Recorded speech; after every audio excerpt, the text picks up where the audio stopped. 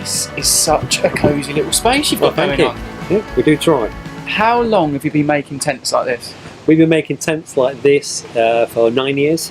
Yeah, so we've Okay. been supplying 9 seasons to the glamping industry. Now you set up as Bond Fabrications, Yes. so presumably you started off just as a manufacturer of these things. We started off manufacturing marquees and bespoke type products, yeah, for the marquee industry, and then evolved marquees into a glamping tent at the request of one of the early adopters 8 or 9 years ago. And then we've developed the product from there to go for different sizes and different widths and styles, and those drivers have mainly been client driven. It's not been something coming to us and saying, well, we can only get A, B and C, but we want to do 1, 2 and 3, can you help us? We're doing 30 for the Oman that are going to a camel racing site for the Sultanate of Oman, which is using a similar type of style building like this. What they want is specific colours, and they need a specific type of PVC for the UV levels in the Oman.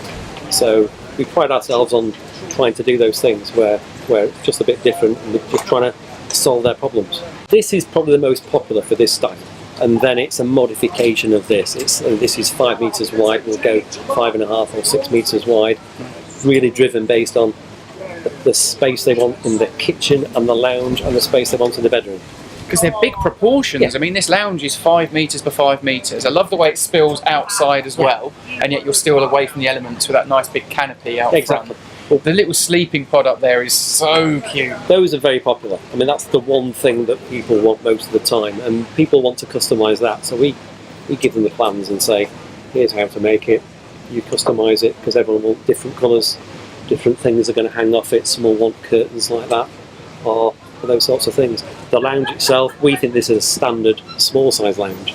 Yeah, we've got quite a few clients that want 6 metres, so an extra metre wider, an extra metre deep, and they want bigger sofas, bigger tables. Wow. Because a lot of time in this space there's going to be 6 to 8 people living in it. I must admit, that is blowing a gale out there, and you can feel the fabrics moving, but it doesn't. There's no air coming in, it doesn't feel cold. The thing is, it's a steel framed structure where all the steel's hidden, and that gives it its inherent strength.